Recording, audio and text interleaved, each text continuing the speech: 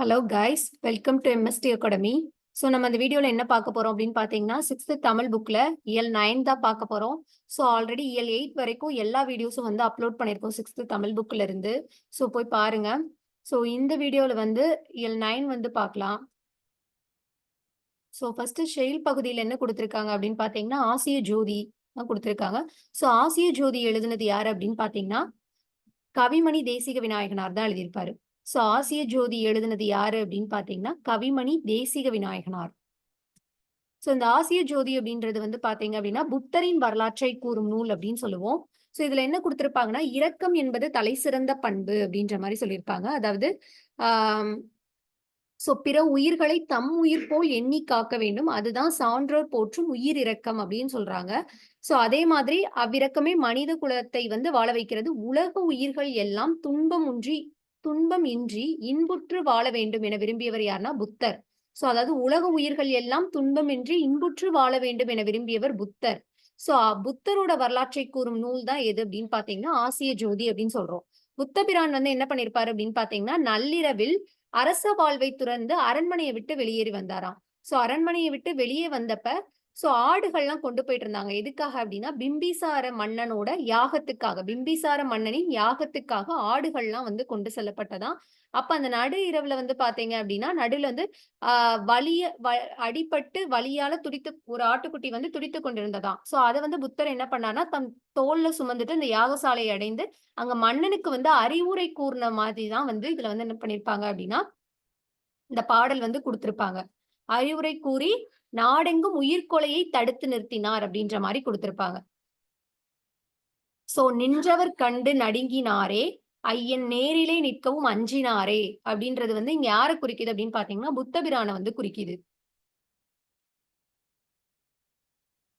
So ஆசிய ஜோதி எழுதுனது யார் அப்படின்னா, கவிமணி தேசிக விநாயகனார் தான் வந்து எழுதியிருக்காரு. சோ அஞ்சினர் அப்படின்னா என்னன்னா பயந்தனர். அஞ்சினர்னா பயந்தனர். கருணை அப்படின்னா இரக்கம் அப்படின்னு சொல்றோம். கருணைனா இரக்கம். வீழும் அப்படின்னா விழும் அப்படின்னு சொல்லுவோம். வீழும் அப்படின்னா விழும். ஆகாது அப்படின்னா முடியாது.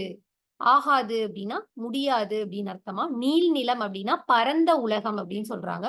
முற்றும் அப்படின்னா முழுவதும் அப்படின்னு சொல்லுவாங்க. முற்றும்னா முழுவதும். மாறினா மலை. மாறினா மலை. கும்பினா வயிறு அப்படின்னு சொல்லுவோம். கும்பினா வயிறு அப்படின்னு சொல்றோம். பூதளம்னா பூமி. பார் அப்படின்னா உலகம் அப்படின்னு அர்த்தம்.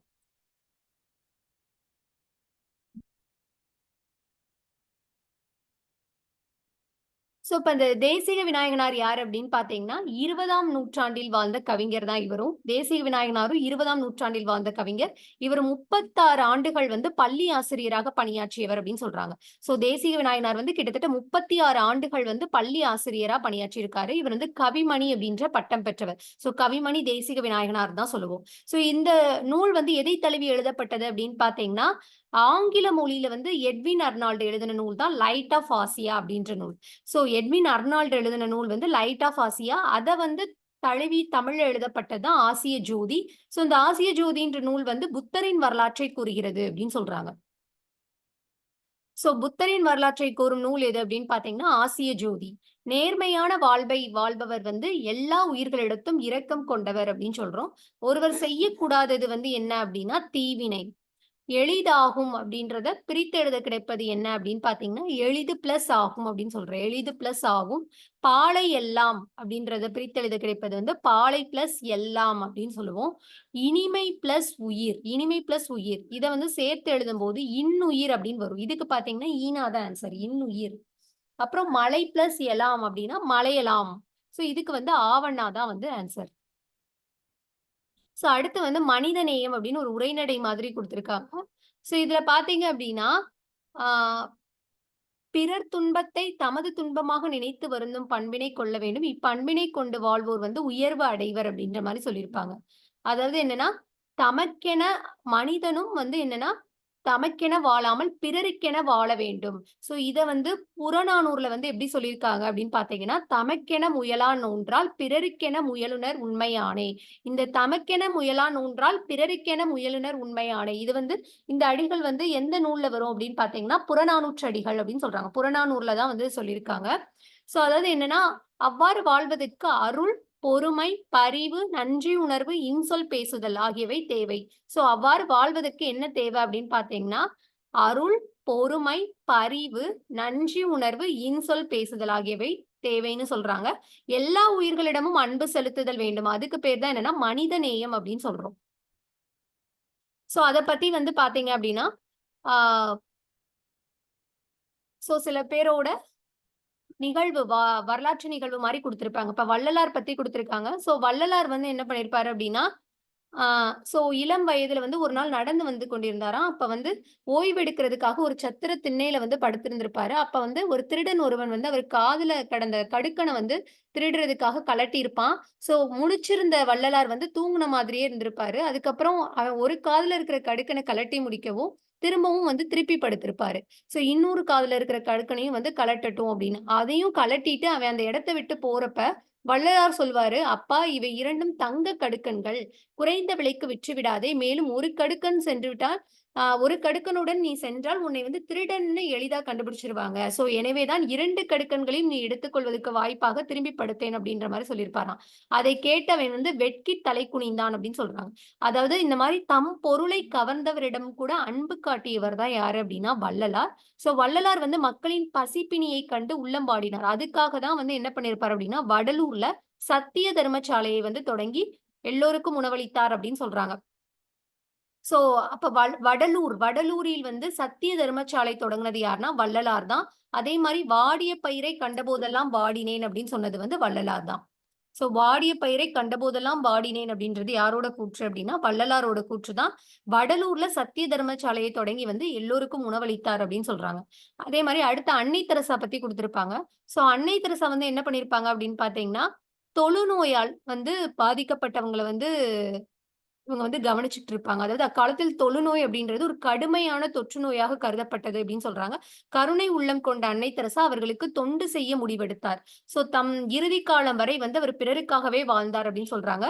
சோ மக்களுக்கு செய்யும் பணியை இறைவனுக்கு செய்யும் பணி என்று வாழ்ந்தாராம். சோ மக்களுக்கு செய்யும் பணியை இறைவனுக்கு செய்யும் பணி என்று வாழ்ந்தவர் யாருன்னா அன்னை தெரசா தான். சோ அவருக்கு பார்த்தீங்கன்னா அமைதிக்கான நோபல் பரிசு வந்து குடுத்தாங்க.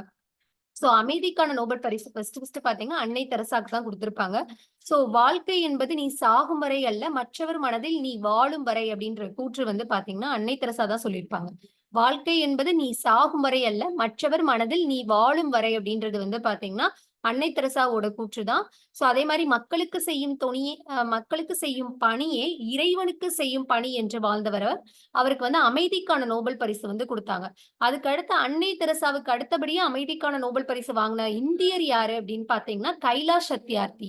சோ இவர் என்ன பண்ணியிருப்பாரு அப்படின்னு பார்த்தீங்கன்னா, குழந்தைகளை பாதுகாப்போம் அப்படின்ற ஒரு இயக்கத்தை வந்து தொடங்கினார் அப்படின்னு சொல்றாங்க. கைலாஷ் சத்யார்த்தி வந்து என்ன பண்ணார்னா, குழந்தைகளை பாதுகாப்போம் அப்படின்ற ஒரு இயக்கத்தை வந்து தொடங்கினார்.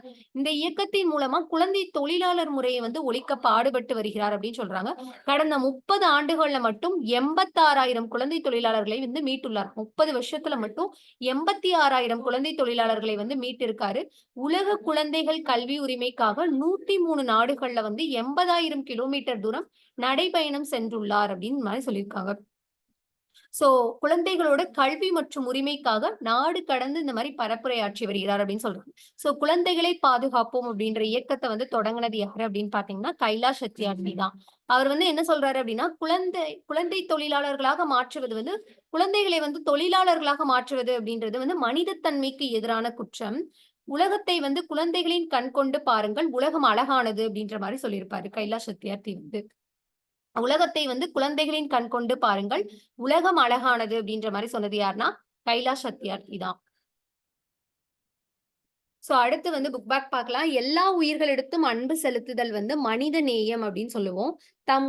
தம் பொருளை வந்து கவர்ந்தவரிடமும் அன்பு காட்டியவர். எது கா டேஷ் காட்டியவர் அப்படின்னு பார்த்தீங்கன்னா, அன்பு காட்டியவர் தான் வள்ளலார் அப்படின்னு சொல்றோம். அடுத்து அன்னை தெரசாவிற்கு அமைதிக்கான நோபல் பரிசு கிடைத்தது அப்படின்னு சொல்லுவாங்க. கைலாஷ் சத்யார்த்தி தொடங்கிய இயக்கம் என்ன அப்படின்னு பார்த்தீங்கன்னா, குழந்தைகளை பாதுகாப்போம் அப்படின்ற இயக்கம். சோ அடுத்து பார்த்தீங்கன்னா, வள்ளலார் வந்து பசிப்பிணி போக்கியவர் அப்படின்னு சொல்றோம். கைலாஷ் சத்யார்த்தி வந்து பார்த்தீங்கன்னா, குழந்தைகள் உரிமைக்கு பாடுபட்டவர். அன்னை தெரசா வந்து நோயாளிகளிடம் அன்பு காட்டியவர் அப்படின்னு சொல்லுவோம். சோ அதுக்கப்புறம் பார்த்தீங்கன்னா, ஒரு கதை மாதிரி குடுத்திருக்காங்க இதுல. முடிவில் ஒரு தொடக்கம் அப்படின்னு சொல்லி. சோ இதுல வந்து என்ன சொல்லியிருப்பாங்க அப்படின்னு பார்த்தீங்கன்னா, ஆம் உறுப்பு கொடை தானம் பத்தி சொல்லியிருப்பாங்க. அதாவது என்னன்னா, இறப்பிற்கு பின் அதாவது பொன் பொருள மட்டும் வாரி வழங்குவது மட்டும் வள்ளல் தன்மை கிடையாது. இறப்பிற்கு பின்னாடி மண்ணுக்கு செல்லும் உடல் உறுப்புக்களை பிறர் வாழ வழங்குவதும் வள்ளல் தன்மை தான். ஸோ உறுப்பு கொடை செய்வோம் அப்படின்ற மாரி, உறுப்பு கொடை தானம் பத்தி ஒரு விழிப்புணர்வு கதை மாரி குடுத்திருப்பாங்க. ஸோ பெங்களூர்ல பார்த்தீங்கன்னா, ஒரு சிறுமி வந்து விளையாடிட்டு இருப்பா. ஸோ அவளுக்கு பார்த்தீங்கன்னா, இதய நோய் வந்து இருக்கும். ஸோ அதனால அதுக்கடுத்து அதே மாரி திருக்கழுக்குன்றம் அப்படின்ற இடத்துல வந்து மாலை நேரம் ஒரு இளைஞன் வந்து விளையாடிட்டு வீட்டுக்கு கிளம்பிட்டு இருப்பான். ஸோ அப்ப வந்து பெற்றோர் கவலைப்படுவார்களே அப்படின்ற சிந்தனையோடயே அவன் வந்து வாகனம் ஓட்டிட்டு இருப்பான். அப்ப பார்த்தீங்கன்னா, பெங்களூர்ல அந்த சிறுமி வந்து அ திடீர்னு அவங்களுக்கு உடல்நிலை வந்து ரொம்ப மோசமாயிடும். அப்ப வந்து டாக்டர் வந்து உடனடியா அவங்களுக்கு இதய மாற்று அறுவை சிகிச்சை பண்ணணும் அப்படின்ற மாரி சொல்லுவாங்க. அவங்க பெற்றோர்கள் வந்து எங்களோட இதயத்த எடுத்துக்கோங்க அப்படின்ற மாரி சொல்லிட்டு இருப்பாங்க. இங்க திருக்கழுக்குன்றத்துல அந்த இளைஞருக்கு பார்த்தீங்க அப்டின்னா, சரக்குந்து மோதி ஆ ஆக்சிடென்ட் ஆயிடும். ஸோ அதே நேரத்துல அப்ப என்ன ஆயிரும், டாக்டர் வந்து அந்த இளைஞர வந்து என்ன சொல்லுவாங்கன்னா, மூளையெல்லாம் செயலிழந்து விட்டது. தீவிர சிகிச்சை அளிச்சாலும் வந்து மூளை வந்து மீண்டும் செயல்பட வாய்ப்பில்ல. அதனால இதயம் மட்டும் தான் இயங்குகிறது அப்டின்னு சொல்றப்ப, அப்ப என்ன பண்ணியிருப்பாங்க அப்டின்னா, அந்த இளைஞனோட பெற்றோர்கள் வந்து அவருடைய இதயத்தை வந்து தானமா குடுக்குறதுக்கு முன் வந்திருப்பாங்க. அப்ப என்ன பண்ணியிருப்பாங்க அப்டின்னா, அந்த இளைஞனோட இதயத்தை எடுத்து அந்த சிறுமிக்கு பொருத்தி, அந்த சிறுமியோட உயிர வந்து காப்பாத்தியிருப்பாங்க. அதத்தான் வந்து இந்த கதையில குடுத்திருப்பாங்க. ஸோ அதாவது என்னன்னா, "உறுப்பு கொடையின் உயர்வினை அன்றுதான் உலகமே அறிந்தது, வியந்தது" அப்டின்ற மாரி சொல்றாங்க. மனித நேயத்தின் மகத்தான சாதனையாக தம் மகனோட துடிக்கும் இதயத்தை கொடையாக தந்த அந்த வள்ளல்கள் யாரு அப்டின்னு பார்த்தீங்கன்னா, அசோகன், புஷ்பாஞ்சலி. இவங்க 2 பேருமே மருத்துவ தம்பதியினர் தான். அசோகன், புஷ்பாஞ்சலி இவங்க வந்து மருத்துவ தம்பதியினர். அந்த இளைஞனோட பெயர் என்ன அப்டின்னா, ஹிதேந்திரன். சிறுமிக்கு பொருத்தப்பட்ட இதயத்திற்குரிய அந்த இளைஞனோட பெயர் வந்து ஹிதேந்திரன் அப்டின்னு சொல்றாங்க.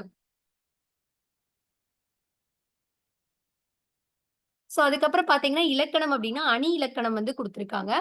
அணி இலக்கணம்னா என்ன அப்டின்னு பார்த்தோம்னா, நம்ம எப்படி அணிகலன்களால அழகுபடுத்துறோமோ, அதே மாரி கவிஞர்கள் வந்து தம் கற்பனை திறத்தாலும், புலமையாலும் தங்கள் இயற்றும் பாடல்களுக்கு அழகை சேர்க்கின்றனர். அந்த மாதிரி அழகை சேர்க்கிறதுக்கு தான் அணி இலக்கணம் அப்டின்னு வந்து அணி இலக்கணம் வந்து யூஸ் பண்றாங்க. ஆ அணி என்பதற்கு என்ன பொருள்னா, அணி என்பதற்கு அழகு என்று பொருள். அணி அப்டின்னா அழகு அப்டின்னு சொல்றோம். அதாவது கவிஞர் தமது கருத்தை சுவையோடு சொல்வதற்கு உதவுவதா அணி. அதாவது மருந்தை தேனில் கலந்து கொடுப்பது போல கருத்துக்களை சுவைப்பட கூறுவது தான் வந்து அணியாகும் அப்படின்னு சொல்றாங்க. இதுல வந்து 2 அணி பத்தி குடுத்திருப்பாங்க. இயல்பு நவிற்சி அணி, இன்னொன்னு வந்து உயர்வு நவிற்சி அணி அப்படின்னு சொல்லிட்டு. இயல்பு நவிற்சி அணினா என்னன்னா, ஒரு பொருளோட இயல்பை உள்ளது உள்ளபடியே சொல்றது. உள்ளது உள்ளபடியே அழகுடன் கூறுவது தான் இயல்பு நவிற்சி அணியாகும் சொல்றாங்க. இயல்பு நவிற்சி அணியோட மற்றொரு பெயர் தான் என்ன சொல்றோம் அப்படின்னு பார்த்தீங்கன்னா, தன்மை நவிற்சி அணி அப்படின்னு சொல்றோம்.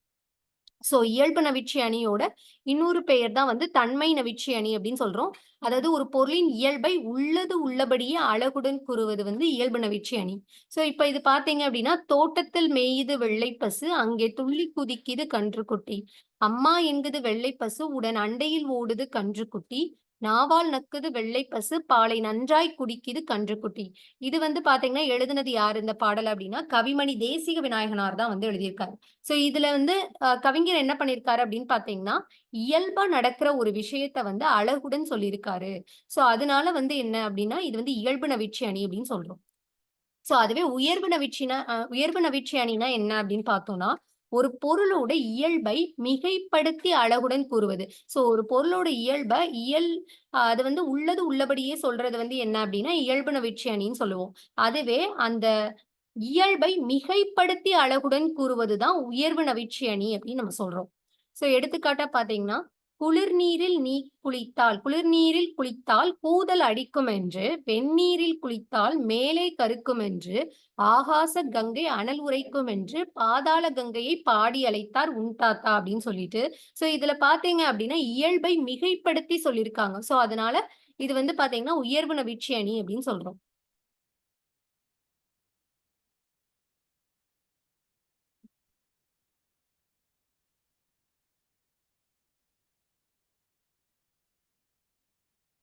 அதுக்கப்புறம் கலைச்சொல் பார்க்கலாம். ஹியூமனிட்டினா என்ன அப்படின்னு பார்த்தீங்கன்னா, மனிதநேயம் அப்படின்னு சொல்றோம். ஹியூமனிட்டி அப்படின்னா மனிதநேயம் அப்படின்னு சொல்லுவோம். மெர்சி அப்படின்னா கருணை அப்படின்னு சொல்லுவோம். டிரான்ஸ்பிளான்டேஷன் அப்படின்னா உறுப்பு மாற்று அறுவை சிகிச்சை. டிரான்ஸ்பிளான்டேஷன் அப்படின்னா உறுப்பு மாற்று அறுவை சிகிச்சைன்னு சொல்லுவோம். நோபல் பிரைஸ் அப்படின்னா நோபல் பரிசு அப்படின்னு சொல்றோம். நோபல் பிரைஸ்னா நோபல் பரிசு. லாரினா சரக்குந்து அப்படின்னு சொல்லுவோம். ஸோ இதோட பார்த்தீங்க அப்படின்னா 6த்துல இயல் 9 வந்து கம்ப்ளீட் ஆயிடுச்சு. அடுத்து 7த் புக் பார்த்தீங்கன்னா நம்ம நெக்ஸ்ட் வீடியோல வந்து போடலாம். ஆ ஸோ இந்த வீடியோ உங்களுக்கு பிடிச்சிருந்துச்சு அப்படின்னா லைக் பண்ணுங்க. மறக்காம நம்ம சேனல சப்ஸ்கிரைப் பண்ணி வச்சுக்கோங்க. Thank you.